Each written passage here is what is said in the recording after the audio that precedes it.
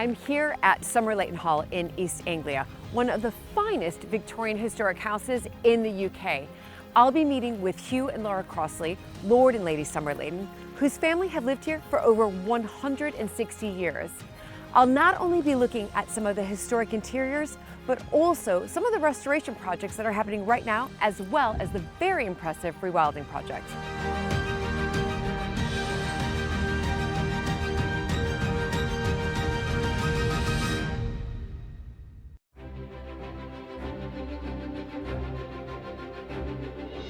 When I married into the British aristocracy, it was the start of a wonderfully exciting journey. But it was also a little daunting. I became a Viscountess, and for an American girl from a small town outside Chicago, that was quite a shock. I live with my husband Luke, heir to the Earl of Sandwich, and our family at Alberta House in Dorset. Living in a place like this is a joy, but also a challenge. And every day we're aware that we're preserving a very special part of Britain's heritage.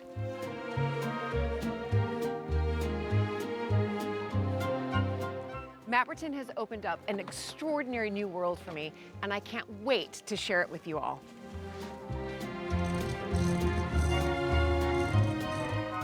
So if you love castles and manors and stately homes as much as I do, please join this American Viscountess as I journey into the British countryside in search of some of Britain's finest historic houses.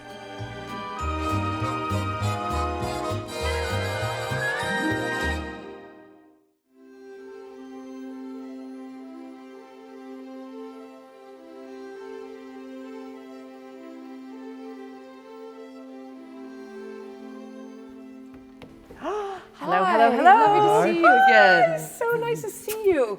Hello, Hugh. How are you? Good. Right, nice to see you. Lovely to see you both. And I had a lovely walk up, and lo and behold, this is, magnificent. Tell me a little bit about this extraordinary house, because it is extraordinary, and it's hidden. It sort of took me a while to kind of figure out where I was going, which I love, because then it's peaceful. You're not off a main road, so it's nice and peaceful, and then when you come here, it's heavenly. Mm. Well, I love the idea, hidden jewel of the East. Yes. And it's sort of, there's been a house here for a long time, but there have been two significant houses. One was a Jacobean house built in 1610 by a family called the Wentworths. Right. Which is dimensionally, fundamentally what we're in now. Okay. And then along came, I think they ran out of money, as we all do, and along came Morton Peto, who was a big, quite famous industrialist who's building railways, but also famously the Houses of Parliament. He was the builder, not the architect. He was the builder of the Houses of Parliament. Okay, fantastic. He sort of happened across Somerleyton as he was building the railway line from Norwich to Lowestoft. Okay. It was kind of going for a song, I think, and Splash, obviously an enormous amount of money, kind of Victorianising it into what we see today. Okay. So interestingly enough that you've mentioned Peto, because I did do a little bit of research when I knew that sort of this was a Peto house. We have a connection. So my father-in-law, the 11th Earl of Sandwich, his mother was a Peto, Rosemary Peto. Amazing. So there you go. Amazing. Yeah. So her father was obviously descended from Morton. Yeah. Well, you probably know more about him than us. No. Here we are. I mean, the architecture is fantastic. It's amazing what they would do. They would just sort of put up a facade to kind of hide what was there. The original house. Yeah, absolutely. And I think it's also he was a builder, so I guess in that sense knew how to create the effect he wanted without necessarily starting from scratch again. And spending all the money.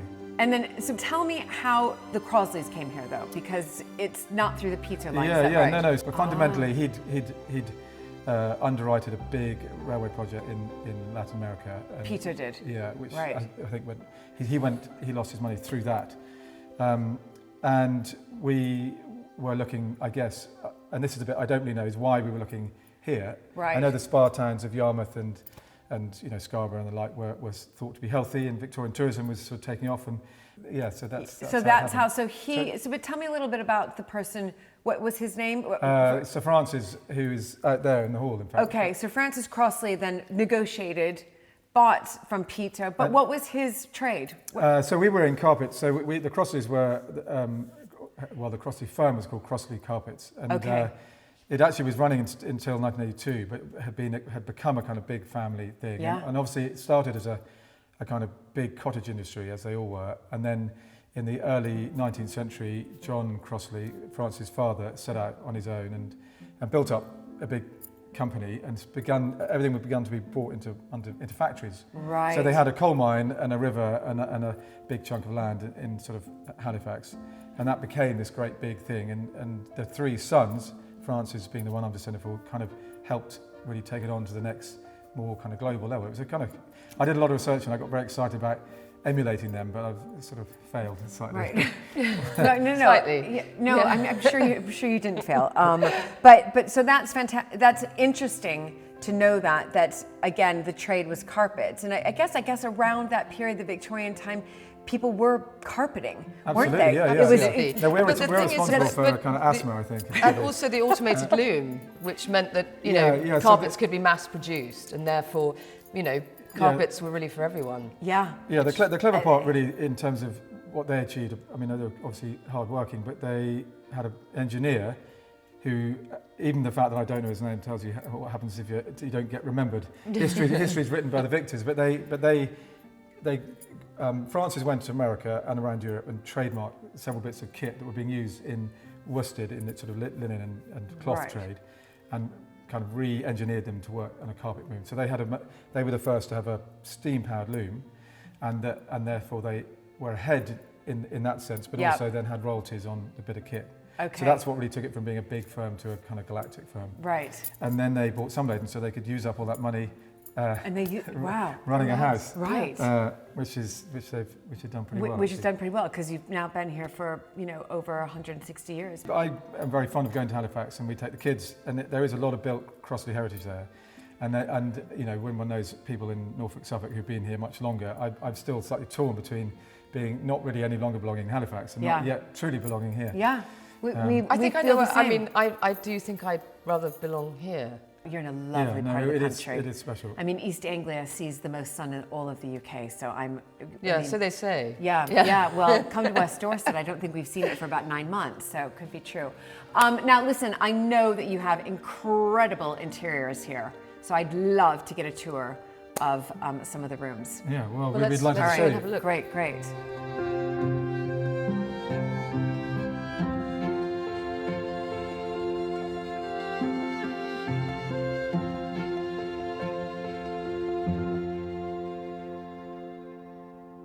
Hi everyone. Isn't this historic house just incredible? And I love visiting places like this. These estates are filled with so much history, stories of royalty, tradition, and craftsmanship that's been passed down through the generations. Every corner has a tale, and it reminds me a lot of a skincare brand I've recently discovered with a legacy just as rich, Libby and Daughters. Now, when it comes to skincare, I'm always on the lookout for something that not only works, but has a deep, proven history behind it. And that's why Libby and Daughters stood out for me. Unlike most brands that have popped up recently, this brand has been perfecting its craft for over 150 years. You can't rush heritage, and you definitely can't rush good skin. Their story begins in the 1800s when their first product, a medical burn cream, was created. And here's where it gets really interesting. This very cream became a go-to beauty secret for royalty. Yes, royalty trusted it to keep their skin youthful. And now, 6 generations later, the same family continues to refine these formulations. What sets Libby and Daughters apart isn't just luxury, it's their generations of proven effectiveness. Their products are preservative-free, made from the purest ingredients, hand-picked by doctors and dermatologists. The 6th generation blends rich botanicals with modern skincare science to keep these formulas fresh, pure, and truly effective. In the mornings before filming, I've been using their zinc soap made from an heirloom family recipe with only natural ingredients. Then I follow it up with their number 13 purifying suspension, a modern version of what once was called porcelain water, which gives my skin that clean, aristocratic glow. And I finish with number 21. This is their protecting ointment, which according to legend was created for Empress Catherine II herself. The fragrance is divine, and it's packed with antioxidants and precious oils. Honestly, it's like visiting a historic house like this, built with care, attention to detail, and a story behind it. Libby & Daughters brings that same sense of craftsmanship to skincare, and when it comes to my skin, I want the absolute best. And I have something special for you. Use my code JULIE10 for 10% off of your purchase. The link is in the description box below. So if you're looking for skincare that's been tried, tested, and proven by royalty for over 150 years, you've got to try Libby & Daughters. Your skin will thank you.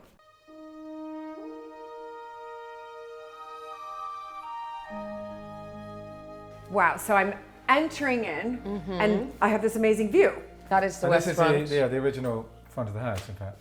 Oh, is it? Yeah, so that was one of the reverses. You came in the rear entrance. I've been downgraded. Crikey. So this would have been the original entrance. Yeah, so Peter put the parterre in and changed the orientation so that all the traffic comes in the back. You use this door, yes? Yeah, obviously, we to do. get onto the parterre and to Yeah, and you can bring a vehicle. I mean, we don't really do it, but you can, in theory, bring a vehicle around. And right. I always imagine And it's taking. west facing, so you do get wonderful sunsets. Yeah, which it's is very lovely, and special. that fountain is fantastic. Look at it; it's just bubbling over. Okay, so we're going to go left or right? Let's go right. Okay, I'm This is the library. loving this color as well. Was this at one point, one large room rather than a suite of rooms?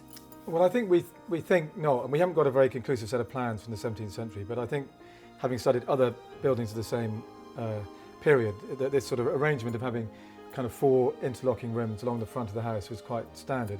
Right. And I think Peter sort of kept to that really. But this one, the library now, originally the library was actually in what is now the dining room, and this was originally the dining room but was double height, which must have been a fabulous space. Yeah.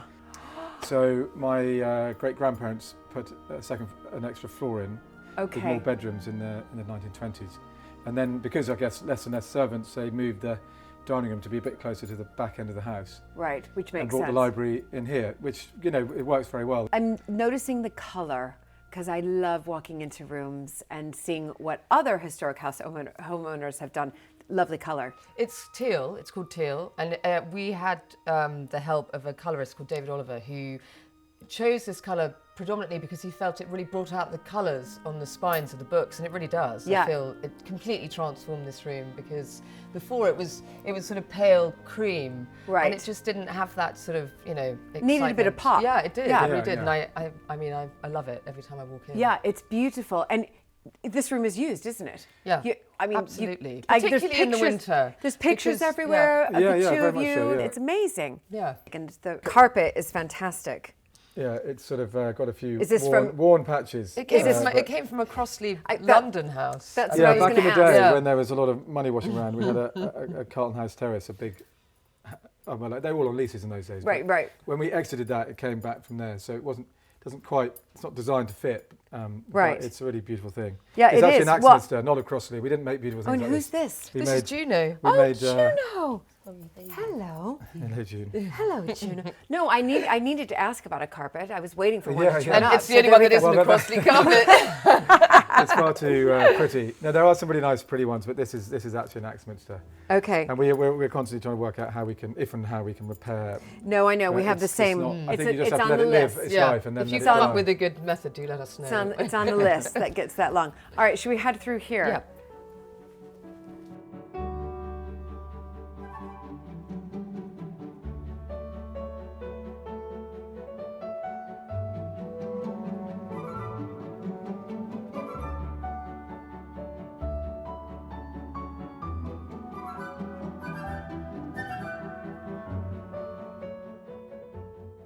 Oh my goodness. Okay, I've just walked into this room and it's made me smile. It's Yeah. bright, it's cheery, it's like sunshine, hello. Yeah, absolutely. And Wow. it glows in the evening light. It's actually called the Oak Parlour, but we now call it the Yolk Parlour because it is yellow. Perfect. Chinese yellow, in fact. And- Chinese emperor. That's what it's Okay, called. Chinese Emperor yellow. Okay, but where did this color, was it here originally? Or did you just look at some colorways and you Yet thought- again, it was our great friend David Oliver who chose the teal. Yes. I think we had decided we wanted to just brighten it up. It was very dark. It was, when we only ever used it in the evening, and now Yeah, it's sort of varnished. It's a the beautiful Victorians room, varnished the wood, Right. dark. They did. I mean, that was their thing. Yeah, of course it was. And, That and gold. And now it's very much yellow, which I think is, part of our legacy. I think, and it's also the contrast with the dark is fantastic. It's lovely. So when did you paint? Because it looks like it's just been put on. We did it especially for you, actually. Okay. No, it has been done this year. April, May, roughly. So oh, it was this year? Yeah, we literally just bit the bullet and did it. Can you tell me a little bit about the plaster work as well? Because that's caught my eye. Is that Rococo? Or well, so these two doors and the upper surround of the fireplace are all hangers of the 17th century, and the sort of not quite egg and dark, but the frieze, I guess you call it, around the top. Yep. And it's an oak panelled room that then the Victorians darkened. But it was always, certainly when we were doing, guided tours when I was young and learning from Dad, it was sort of fundamentally left as it was by Peter as a kind of nod to the old house. And so, which is why, in a sense, I was rather nervous about changing it. So let me go back to that. So when you painted this, it was the oak panelling. Yeah. It was indeed. It was? Mm-hmm. Wow. It was this. Wow. Okay. So much better. Much better. Actually, I have to say I'm a much convert because we come in here a lot now in the evening. But also now you actually see the moulding, whereas before it didn't stand out at all. And so now you come in and you look at that and you think, how exquisite. It does, like you said, it makes you smile. It makes me smile every time I come in here. Much better. That's a great choice. This is a great choice. Yeah. But also to anchor it and bring it a bit of dour northern. This is a Crossley carpet. I was waiting for this. You can tell, kind of brown. And yeah, so the Crossleys, had the crosslets, which is now in their coat of arms, but it was always essentially a brand for Crossley carpets before they ever were ennobled and had a coat of arms. And actually, rather amazingly, John, who was the original, and I think really the most entrepreneurial, who started, John 1 as we call him, used to roll a sort of little bit of parchment up in the middle of his carpets with something which probably now sounds a bit kitsch, but let every carpet be its own traveller. But what I like about that with this on, and was that he was foreseeing really what became a global business, and he was just sitting in Halifax with having dreaming of being big, but it actually happened. But I like the idea that he was already signing in a sense his carpets with this idea that they would go all around the world, which is magic carpet ride. Well, that's maybe he was into Aladdin. That's right. Right, exactly. It's beautiful, but this works so, everything works well. It does bring out the best in It really does. And do you use this room? Now, obviously, we use it much more. And we used to only really come in here in the evenings, and now it's a beautiful room. It's all times of day. It's really beautiful, I have to say. I love this room. I love the library as well, but I think the yoke parlour. Yeah, they're nice. They work well together. Could be my favourite. Okay, well now I need to go see the other room, which is the ballroom. Screaming red. Yeah, there we go. We love bright colours. Okay, I have lots of questions. I'm going to start with the sort of red-pink silk. This panels. Is Gainsborough silk. This is absolutely beautiful, and we're actually in the middle of trying to get it replicated because we're doing a restoration project. Right, and well, I went to Gainsborough Silks and I was overwhelmed with what I saw because they haven't changed for 100 years. Absolutely. Those machines, and you can go back through the archives and look at, the same silk that you want to have that might have been hanging. It's absolutely. there. Yeah, that's amazing. Well, I wore Gainsborough silk on our wedding day. Did you? Yeah. And that's why. My I goodness. thought it was tied up nicely. Yeah, very much so. Well, as you know, it's not easy to put together enough people to have a ball these days. No. So we and actually in the evening particularly, and this is why the table's here, we had a private client who wanted to dine in here, and it actually does work with the sort of infinity mirror effect really well. And the candlelight makes the ceilings sort of sparkle. Yes. There's still room to dance in the corners. in the corners, yeah. Have you danced in here before? Yeah. Oh, the floor is sprung. Oh, we can maybe dance later. No. Yeah. Is it really? It is. We have had parties in here, but I've found, like you said, you need quite a lot of people to make it filled, sort of, busy. Right. So I think smoke machines are quite useful for that. Yeah, Then well you can't now really we've got see. all this tech. The story here is I was found in a cloud of dry ice by a fireman because we couldn't hear our alarm going off, dancing on my own to You're Always on My Mind. Yeah, by the Pet Shop Boys. I think he was not going to rescue me on the basis of my musical choice. But when he arrived, I thought he was a stripper, so it was different. And then he said, "Whose terrible music is this?" And I was like, "That'll be my husband." Yeah. I think it's a great song. Pet Shop Boys. I got to ask, did you get married here? Yeah. Okay, because Yeah, I've we seen did, lots of sort of Yeah, wedding yeah, we did, pictures. yeah. dotted Yeah, around. and Here- actually we used the front 4 rooms, and Okay. then we moved all the furniture in here, and Right.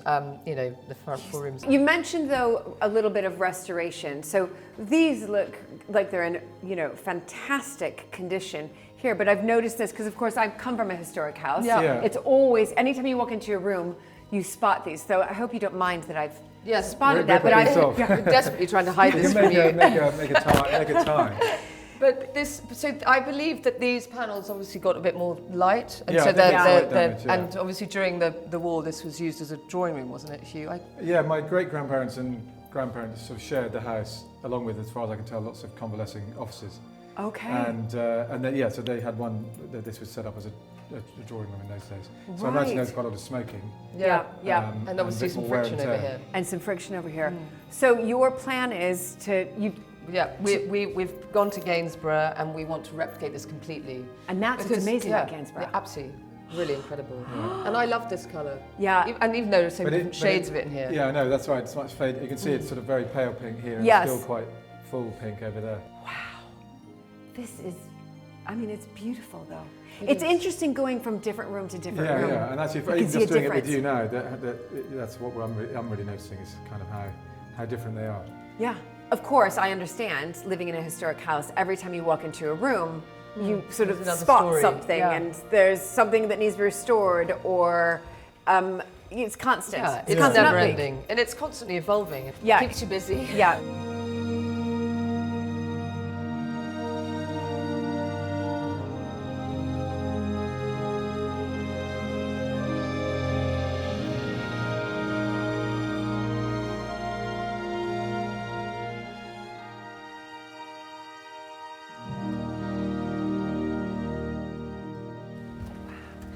Oh my goodness. This is stunning. Obviously, you. Wow, quite a long time ago. Not that long ago. Okay, I need to know about this. It's the one thing that I haven't had done yet is having my portrait painted, and it's been talked about for probably the past 10 years. No time for children, whatever, no time. But I'm really, you know, sort of almost getting desperate.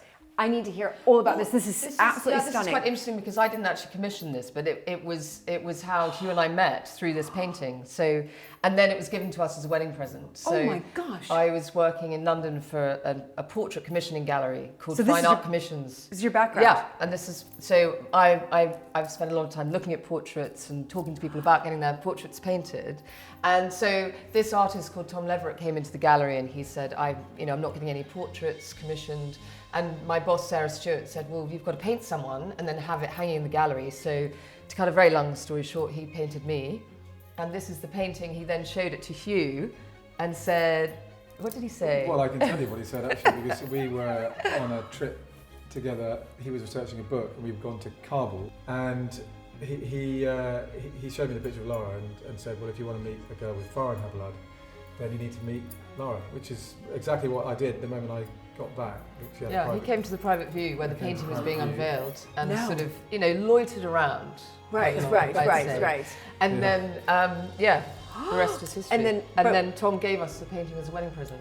Oh my gosh, he gave you this portrait for your wedding. Yeah. Yeah. How it is stunning, I have to say. I've got to, and every time I see a stunning portrait like that, I think, I've got to do it before You've got to get I go painted. all grey. Do you see? I do want to get it done before I'm all grey.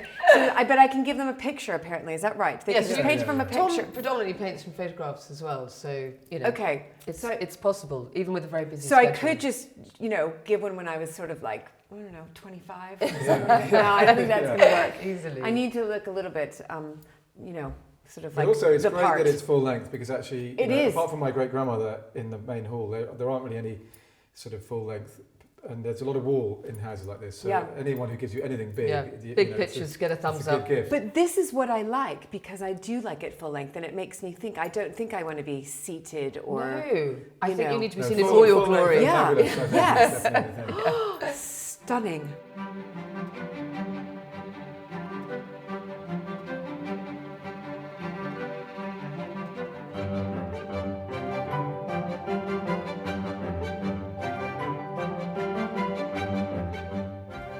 so many rooms. Okay, this room's nice and open, not a ballroom. No. Well, we call this the morning room, and ordinarily we have a lovely big table in here because it does get some lovely morning light. Yes. And for private hiring of the house, it's a lovely room to have breakfast in particular. Yeah, absolutely. So you'd move a table back in here? Yeah, we moved it for an event the other day, but originally it was a billiard room. So when I was a child, it was sort of green. There was no table, funny enough, but it was still in the kind of green baize sort of billiard room. Now that has caught my eye up on these beautiful plates I found in the cellar actually.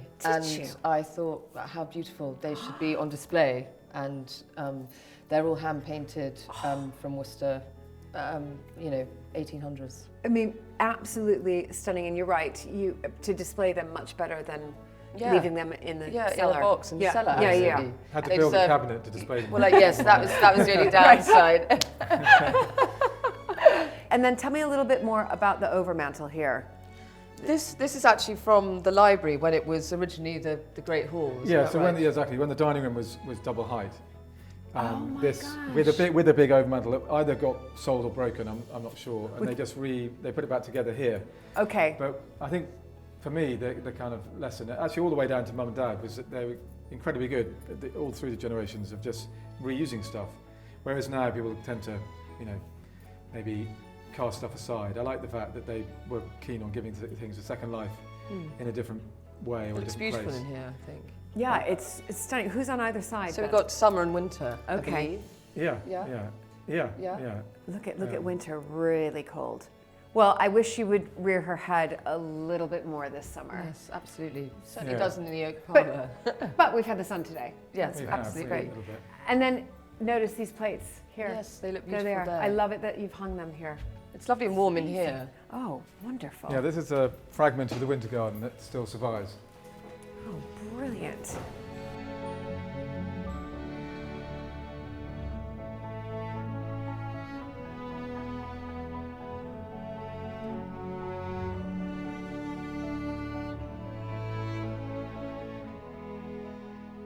The Winter Garden, built during Morton Pito's tenure of the Hall, must have been spectacular. To hear more about the Winter Garden and the history of Somerleyton, I joined Dawn Robinson in the library.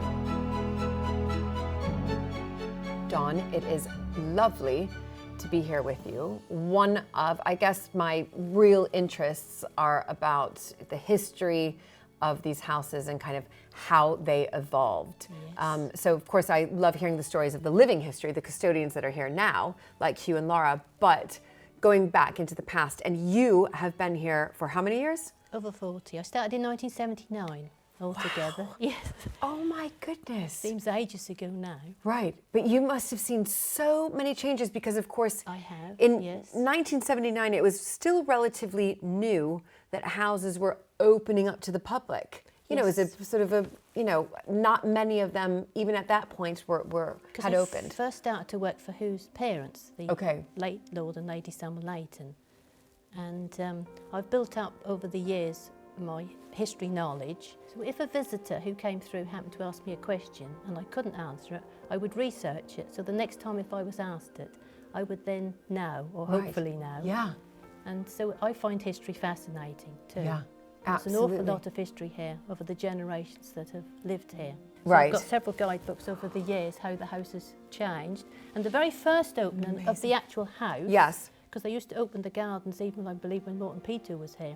Okay. But the actual house itself wasn't open to the public until Coronation Year. That was in 1953. Well, that's actually quite early on if There you is think still- about it was it. the present Lord Somerleyton's grandparents who opened it. Wow. Then, yes. Right. Because of course that's right after the Second World War. Yes. When these historic houses, many of them had been requisitioned. Yes, they had. The owners came back. They were in such a state that some of them, it was too expensive for them to restore. And so there were so many houses that were pulled down. That was, so sadly, they're no longer here. Yeah. But luckily the families that lived here have managed to keep the house going. Yeah. So that was wonderful to be able to do that, and the family is still here. I think the present Lord Somerleyton, he would like to emulate the Jernigans, because they were here from 1305 to 1604. No. 13 generations. Wow. That's a long while for one family, isn't it? That is. So a family was here from the 14th century? Well, 1240. Oh. Is the first family they can trace here. 13th century then. Wow. So Peter Fitzosbert. Okay. He was the first family.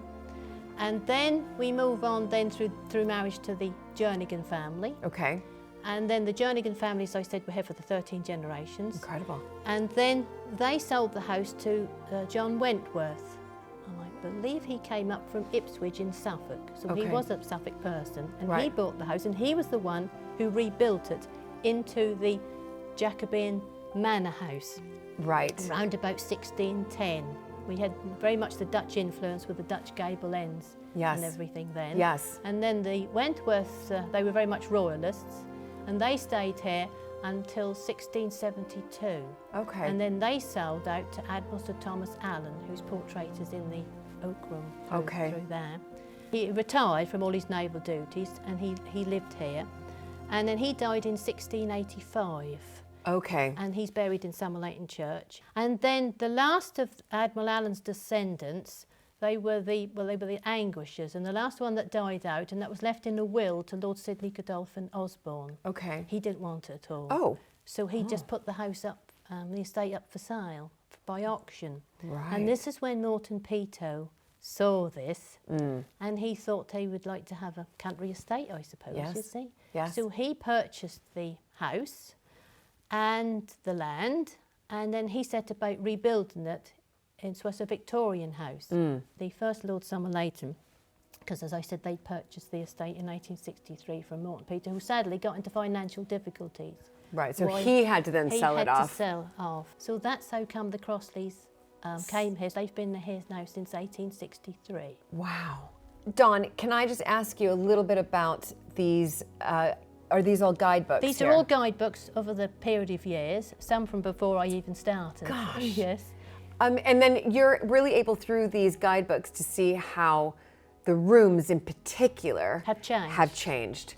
Exactly. So can you show me just a little bit, because I've done a lovely tour with Hugh and Laura, and I just want to, I have in, of course, my mind's eye what these rooms look like, but it'd be interesting to see what they were back in the past. So I'm going to try to name, I should name that room. This is an early one of the dining room, the formal, what you call the formal dining room. Oh my gosh. And there's no costly carpet on the floor there. Right. And there's all the panelling. So the panelling. In here. Yeah, there's all panelling, and they're still there. But and then when the late Lord Somerleyton, that's whose father married Belinda in 1963, a few years later, she decided to lighten the room. Okay. And they changed it to that colour. So they painted it. Painted it. The panelling is hidden up at the back here. Yep. The ceiling is in the style of Robert Adam, and they had the crossley carpet made for the floor, the same as in the oak room, with the crosslets taken from the Crossley coat of arms. Yes. And then, of course, when Hugh and Lara came, they changed it to the room that you see now. That's a real transformation. It's amazing to see what each generation does. And then what about this room? This hasn't changed an awful lot, because this is where we are. Oh, yes. We're sitting now. This is the library. Yep. Now, when Norton Peto lived here, this was his grand banqueting hall, and it had a very high ceiling in here. Okay. And the fireplace, which was moved with the figures of summer and winter into the morning room, used to be here with a big oven mantle, but the oven mantle disappeared. And you can see there's still the same carpet in here. Still the same carpet. Yep. Then the other room is the oak room, which is now entirely different. Yeah. Oh my goodness. That is the oak room? That's the oak room. Right there. Right there. Sort of the bright, happy, smiley face. Yes. That's lightened it a lot, having that colour. It was a very dark room. It was. Now I can see why. This has just recently gone through a huge transformation, because it's been the wood paneling up until Hugh and Laura. Yeah. They just changed it, just the last few months. And this book is before the Crossley carpet again was put in. Yeah. So it's quite fascinating. It's fascinating. To go over the records. We all need to see records and see what how the house has changed through the different generations. Yes, absolutely. That have lived here. Oh, fantastic, Dawn. I mean, and it's so important to keep these guidebooks because you can see a real the transformation which has happened. But in the very first one, what they had in my little folder here, they was very basic. Right. Oh, as I said, this is 1954, and they didn't have any pictures at all, and hardly anything about each room in. Love that. And is that just a? So this is a later edition. More or less the same. More or less the same. Right. Fantastic. But there's no pictures in it. No. That one's I guess dated it was 1954. Yeah. Too expensive. I think this was 54, and I believe this was 1953. Right when they opened. Right when they opened. Yes. Fantastic. And they showed the west front on this one and the east front on this one. That's the. Yeah, I'm not sure which. This is the west front here. The vista. I'm not sure which vista I prefer. Do you know? I look at both of them and I think, oh, outstanding.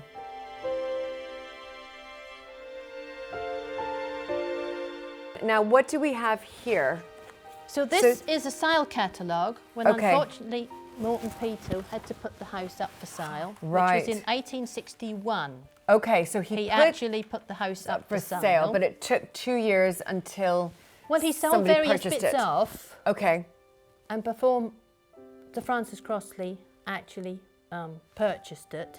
And the late Lord Somerleyton, again, because I did work for him for a few years, that's his father, I have to keep referring to him. Yes. He did tell me that his great-grandfather was a typical Yorkshireman. He waited for the price to get rock bottom before he bought it.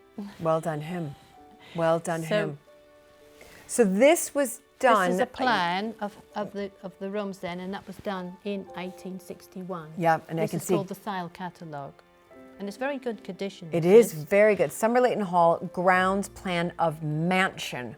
So they're referring to it as a mansion. And of course the rooms then had different names. The oak parlour was the music room. Right. And we got the billiard room, which is now of course the morning room. Which is the morning room, It was known as the conference room when the late Lord Somerleyton was here, because they used to hold various conferences in that. And then the drawing room is what the ballroom is, right? Yeah, the white and gold drawing room. Yes. And of course the Crossleys then called that the ballroom. Right. Gosh, they really did. Because that was the biggest room they could use to have the dance. Rename.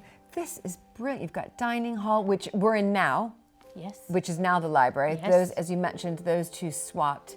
And then you've got breakfast room, stores, servant stairs, housekeeper room. Got a little business room over there. Yes, and they call that the breakfast room. The family call that the boudoir. Right, the boudoir, yes. And then you have the old servants' hall. You have... Because that's the side now where wood, Hugh and Lara coals, boots. This is fantastic. The boot room, yes. The boot room, yes. The lauder. We've still got a boot room, The game lauder. It's so interesting just to read these. How times change. You've got the cloaks for gentlemen. And ladies. Entrance and ladies. Gun room. Everybody had to have a gun with them. a gun room. Cloaks for ladies, as you mentioned. And then you've got all of your stables here. And your aviaries. But this is absolutely fascinating. In such good condition, It is. And to see how well that's been kept. And that's all listed, all the different things. There's the winter garden and the palm house. What was there? All we've got left now is the little bit of the winter garden through there.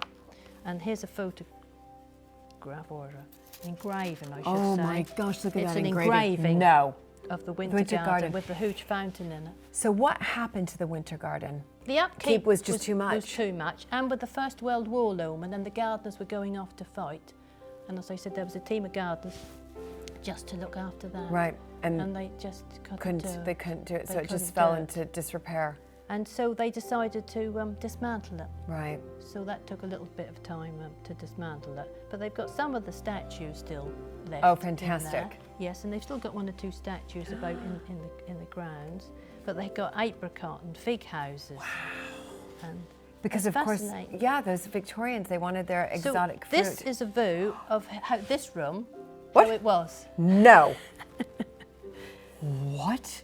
Look at that ceiling. Yeah. I don't know what happened to the ceiling. I don't think it's up there above, but that was the ceiling in here. And that's the fireplace, you see, with the big overmat. We don't know what happened with the summer and winter figures. So that's the summer and winter figures. Yes, figures. which is in the morning And room. that is the overmantel. Yeah, that no one knows exactly where it's gone. Where it's gone? No, it's just disappeared. Oh my goodness, it's fascinating to see this. At least you have a fantastic record. Do you see? I mean, that's so important. What a treat. Just to be able to imagine what the house was like when Sir Morton Peto was here, but in particular, to see that lovely engraving of what this room used this to look. room You used wouldn't to look believe like. it otherwise. Unbelievable. You couldn't imagine No. it, to say it was a grand No. banqueting hall with a Yeah. high ceiling. Incredible. You never know. Some generation in future might look at that engraving, and think, do you know what? I'm going to take it back to that. Well, you never know. You never know. You never know, Yeah. do you? You Thank never you, know. Dawn. What a treat. Must be delightful to chat to you Yeah, too. I know. Brilliant.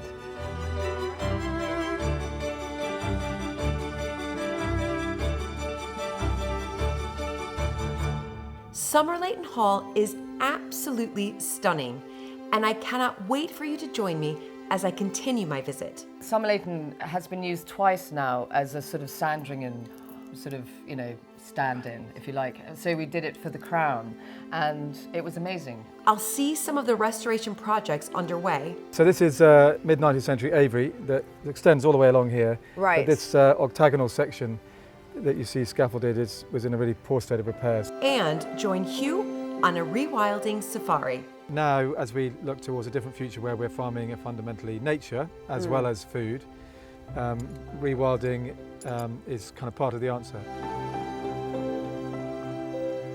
When the sun is shining in England, it is wonderful, absolutely fantastic. I mean, normally I'm quite cold in these historic houses. I think many of you have seen me with fingerless gloves or hats, but gosh, when filming on location like here at the beautiful and magnificent Somerleyton Hall and the sun is out and I have the sweet smell from the gardens, it is exceptional. So I just want to say a huge thank you to our American Viscountess patrons.